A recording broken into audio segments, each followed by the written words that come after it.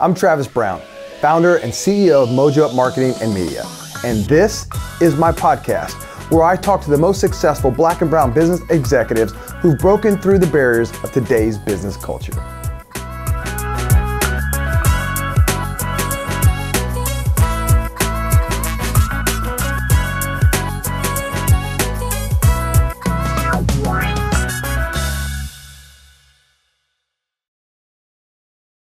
Welcome to Mojo Up Live. I'm your host, Travis Brown, and I'm super excited to be with you today because I have a lot of big ballers, shot callers, and game changers, as you know. But today, this person's a little different because I call her my real social media influencer friends. That's because she gets paid to make it happen. Please welcome Gabrielle Rader. Hey, thanks for having me. How you doing? I'm doing good. Good. You know, I jokingly tell people that you and Chad are our real social media influencer friends. Yes. How does somebody actually become a real social media and you actually get paid to do it for a living? Okay, so there are a lot of social media influencers that are real. They may not, I think it varies. You know what I'm saying? If you're getting paid to do anything on social media, then you're a real influencer, you know? So I think that it takes consistency. Like, we have been doing this for 11 years and it built over time, but it started as a hobby. So it was just something that we had fun doing, and then the money started coming and we were like, oh, wait a minute. We should probably take this a little bit more seriously. Like, this is, you know, this is an actual job. So, yeah. And you're absolutely right. Like, when I say real, I say it jokingly because there are people at different levels. Absolutely. Probably a better way to say that there's levels to this game, as we all say. And you guys play at a pretty high level. And I want to set the stage for this because you guys work with a lot of brands. We do. And, you know, I was having a conversation with your husband, Chad, effectively known to the community as Babe. Yeah. And on GabeBabeTV. And so you guys are good friends of ours, but he said one day, I was talking to my influencer and he was teaching me. He's like, but we're at a point where we don't really like to do stuff for free or for trade. Like, that's kind of like the level of break, right? Where you go, we're not just showing up for some in-kind stuff. Like, you're writing checks. Right. Talk to me about like, is that one of the differentiators that people go through in this world? It is. I think that when you are just starting, you are looking for the exposure. You are looking for those opportunities where you can show up, you can have the experience, or you can have, you know, the product or whatever it is in exchange for you to talk about it. And then I think when you hit a certain level where it's like, okay, this is something we do for a living. Like, we don't do anything else. This is full time. We run our company. You have to be strategic about the opportunities you take where you're just showing up. Like, there has to be mutually beneficial. It has to be mutually beneficial at the end of the day. Like, we have to get something for, or we have to believe in it also, you know, like, we have things thrown at us all the time. So for one, if we don't believe in it, then that's an obvious no. But then if it's just like, oh yeah, well, you get, you know, the exposure, it's like, well, we've got that. So, you know, unless this is a completely different audience that we have on our own, then sometimes we have to think, like, is it worth it? Because at the end of the day, it still takes work to be done. We're still working. So let me level set this for our viewers. So talk a little bit about, your channel, YouTube, how many subscribers? I know you guys have an amazing podcast that's been top 5 or top 10. So talk a little bit about some of the social media channels. I mean, obviously your big thing is YouTube. YouTube is pretty much where it started for us. YouTube is like home for us. And we have about 360,000 subscribers on our main YouTube channel. I have a separate channel that has about 115,000 subscribers, but that's kind of where it started for us. Now we have then grown into Facebook. We've got 100K over there. We've got Instagram, you know, almost 200K over there. So like, we're on all the social media platforms, but for us, YouTube is like where it started. Like, it'll always have a special place in our heart. And at one point in time, I can't remember the exact, but YouTube puts out a list of YouTube Black or something of that nature. Like, so that was a list you guys were on. What was that? Yeah, so YouTube Black is like an initiative that they have where they highlight some of the top, you know, Black and brown creators. And the first couple years that they did it, we were a part of that and we were invited, and it was just like, oh wow, you know, it was kind of like not we made it, but kind of, you know, when YouTube knows who you are and they invite you to be a part of something that they're doing to celebrate Black creators, that's a big deal. Yeah. And in this creative space, like, there are cool brands and then there are really cool brands, right? Yeah. I know you guys have worked with some really cool brands, and I know you can't name all of your brands, you know, but what are some of the brands to give some scope to like who you guys work with. Like, what are some of those brands? So I think that, well, a lot of household names. So we've worked with Walmart, we've worked with Pfizer, Samsung, Netflix, HBO Max. I mean, there are so many different, like hundreds and hundreds of brands. Anything that you can think of, Pampers, like we've worked with a lot of P&G companies, so like Microban, and I mean, it's a lot of them. Now, my favorite, you got to talk about this one. My favorite is Disney, right? Because not only, you know, did you didn't just work with Disney, but you kind of had the coolness of all. Talk a little about the Disney stuff. So Disney is one of those like bucket list items that have always been on our list. Like we would love to work with Disney. And the first time we worked with them was last year when they invited us to come to Disney World. So they invited us out. We did all the parks. They put us up. They took care of us. It was amazing. And we had the best time ever. And then this year they had the Disney Wish, which was their latest cruise line. And we got invited on that like christening cruise, and it was the best time ever. Like best thing, I remember talking to you about it because I was like, I'm gonna be 40, we're going on my birthday. Like who wants to be on a Disney cruise for their birthday? And you were like, look, it's the best vacation I have had. And it literally is. People that ask me now, they're like, did you really have fun? I'm like, you can't even imagine how much fun you're going to have on a Disney cruise, which is crazy. Like they do it up, and there's so much to do for the kids and so much to do for the adults. So it's perfect. And so diving like in a little bit more tactical of like what you guys do, the type of, you know, YouTubers and social media influencers you are, like what, you know, if we've never seen any of your stuff, what kind of content are you doing? What's the nature of what you're providing for these brands? So we are kind of like an unscripted reality show is how I explain it to people. Most people at this point are familiar with vlogs. They know what that is, and we basically show our life. We've made this living of just being our authentic self, showing the positive side of our lives because we want to focus on the things that's going to make a difference in your life in a good way. Not to say that the negative doesn't happen, but like our mission is to spread love, life, and laughter across the world by being our authentic self. So when you watch a video of ours, we want you to leave inspired, motivated, with a smile on your face, laughing, like, because there's so much negativity everywhere else that we decided very early on that we want to be the light. So we want to show you the lighter side of life. It doesn't take away from the other side of it, but you can get that anywhere else. So that's kind of like our mission, is to showcase that. And so an example of content, so like go back to, you know, Disney, or Hyundai has you out and you're having one of the cars, or Chad recently I saw some stuff with Chevy and one of their trucks, you know. So like, so what are you actually content producing? I mean, I've watched it, so I know. Right. So somebody doesn't. So it varies. So we could be producing a vlog where we are mentioning a product, showcasing a product, showing how we integrate it into our life. We can do a dedicated video where that's all we talk about, or we can just like kind of put it in what it is that we're already producing.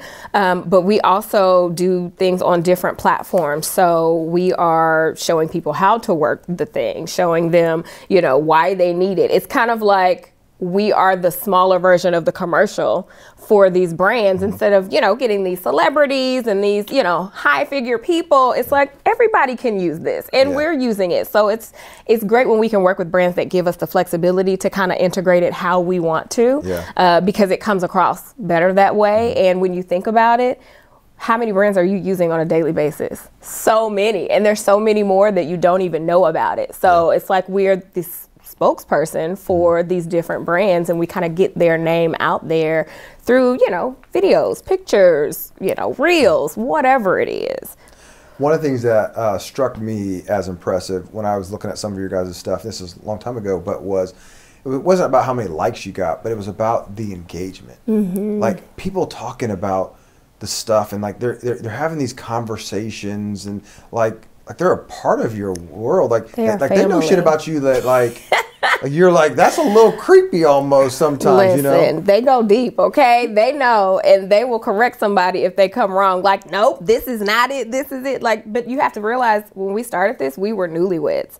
So we got married in August of 2011, and we started vlogging in October of 2011. So we have peeps, which is what we call them, but they're like our family members. They have seen us from newlyweds, first child, you know, going through struggle, having the second child, and just like they've been with us. So they are literally more than just likes and subscribers. Like they are actual family. They encourage us. They pray for us. They, you know, reach out to us when they see like something's going on. Like it's crazy that you can build such a community like worldwide, because they're all over the place, and the age ranges. You know, we've got kids that are in, you know, high school and college, and we have great grandparents that watch us. So it's just a blessing. Yeah.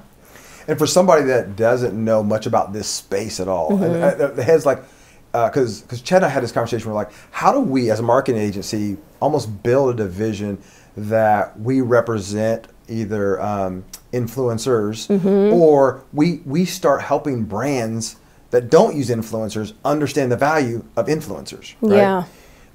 So for somebody's like, but why you guys? And they're not saying it like in a negative way, but like, well, why is somebody paying you to do, you know, a husband, a wife, 2 kids in Fishers, Indiana. Yeah. Why are they paying you guys? Well, I mean, I think they come to us now because of the audience that we've already garnered. So they're like, oh, let me get this in front of this diverse community or this, you know, Black community. Because quite honestly, our followers are about 90% Black women.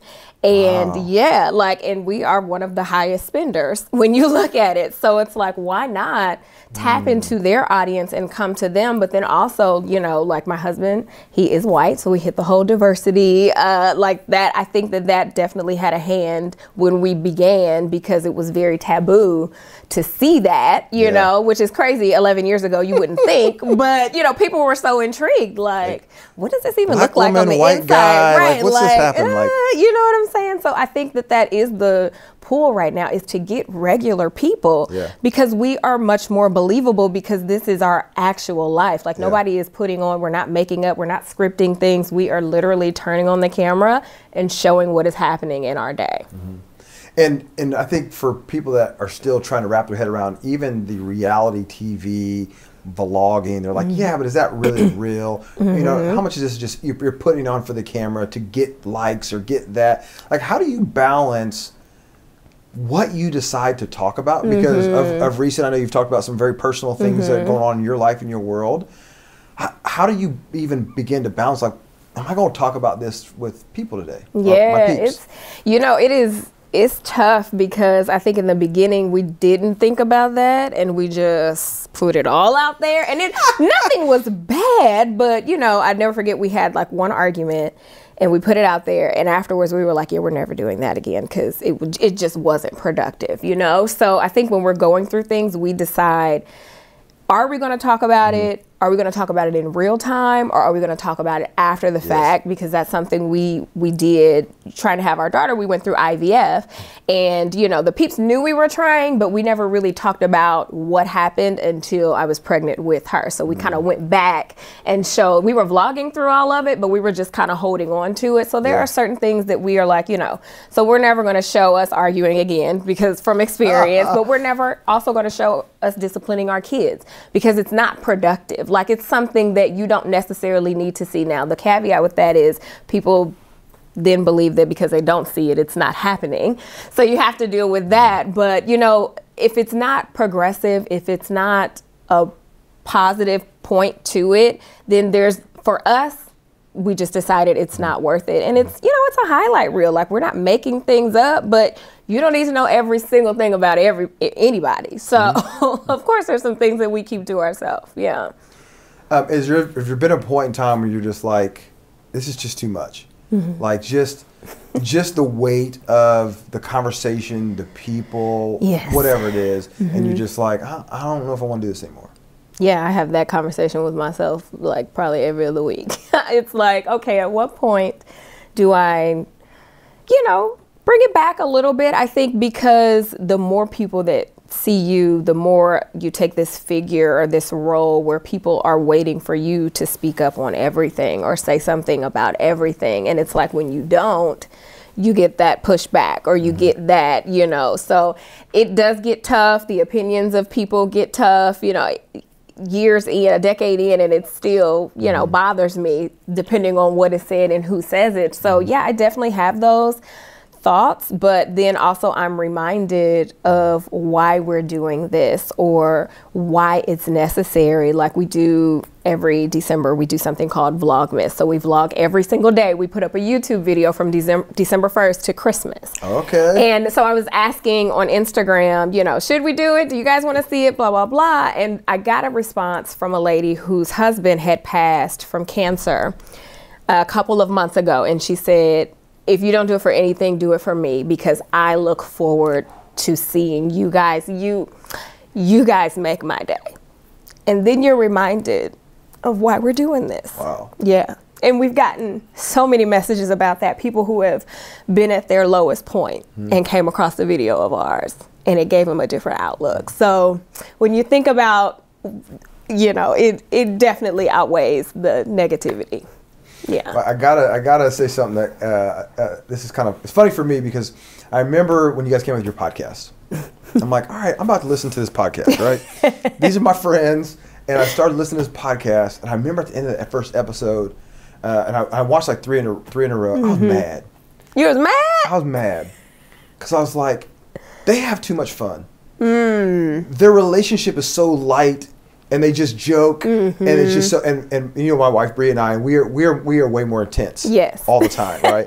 And we were at a point in our life at that point where we were still having a lot of friction. And I'm like, I just want to have a light, let's make out, type of like flow. Now, I wasn't really mad at you guys about all, but I remember saying to Chad, like, man, like Bree and I just aren't that light, right? Like, how do you guys have, you know, that much like light? Because we were at a point where like we couldn't jab each other and make fun of each other. And I was listening to you do that. Now, the cool thing about it is fast forward, like we're at a spot now, even in our growth and relationship, where it looks like that. And we are able to do that. But I remember seeing that thinking, how is that possible? How is that possible just to be that light all the time? And I'm using the word light.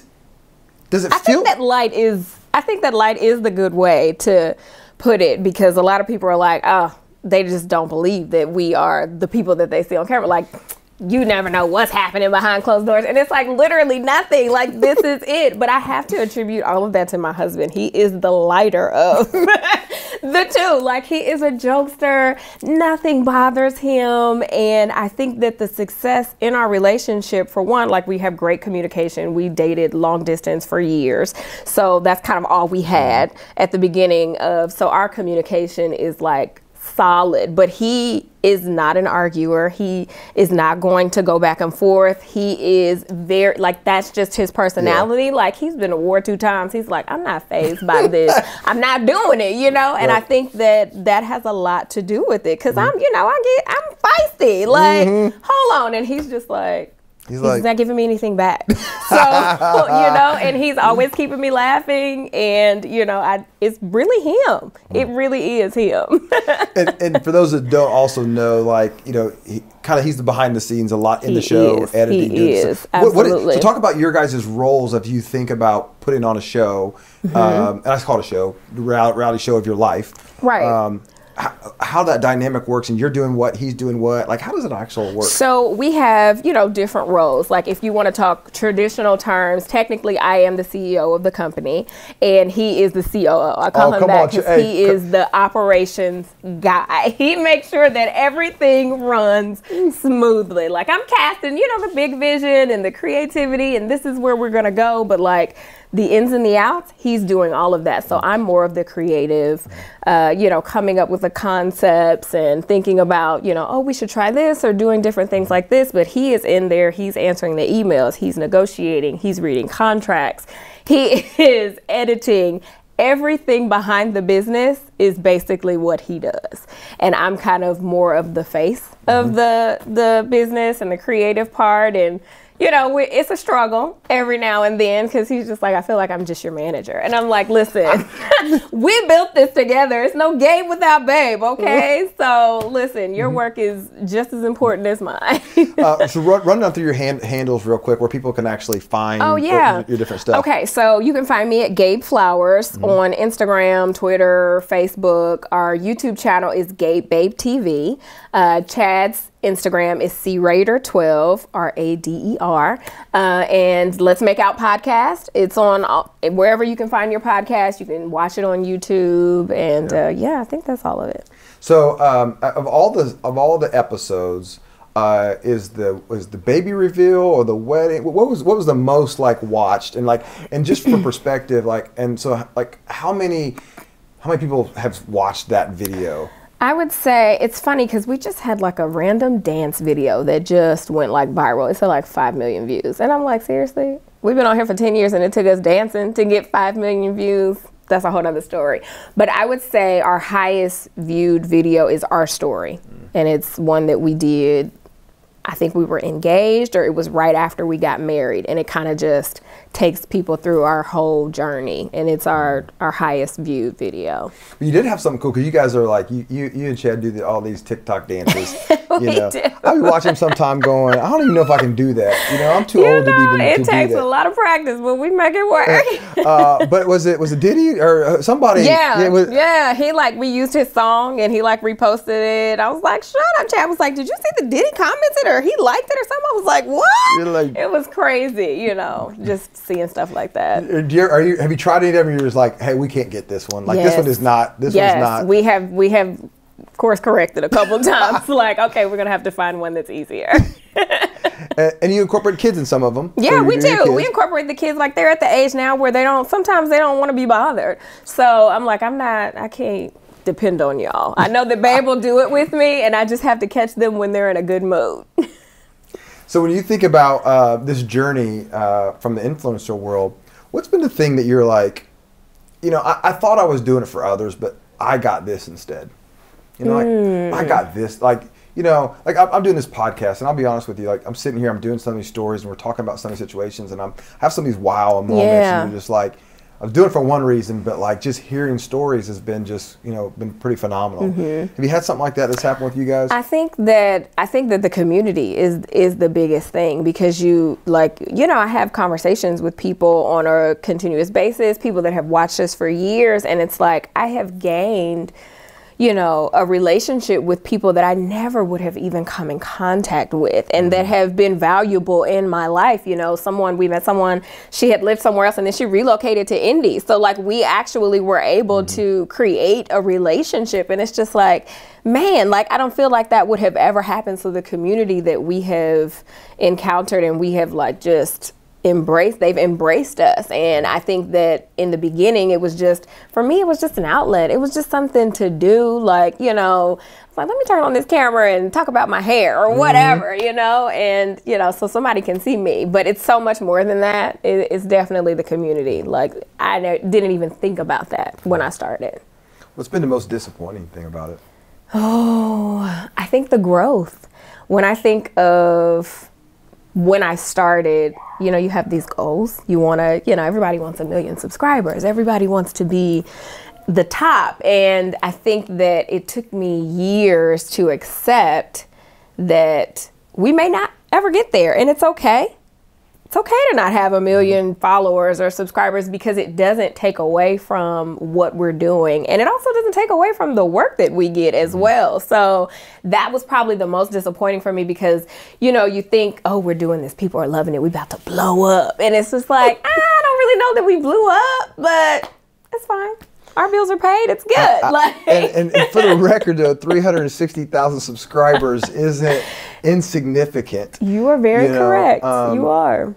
Because when you say subscribers too, different than even followers, and I think it's a lot harder to get subscribers than followers. And so I don't know if that translates into potential other mediums if you had started there, but the idea that that there are levels, and even just going, we're okay in the space. Even where we are. Absolutely. With what we're doing because it has some impact on the other side. Right, and that's really what matters at the end of the day.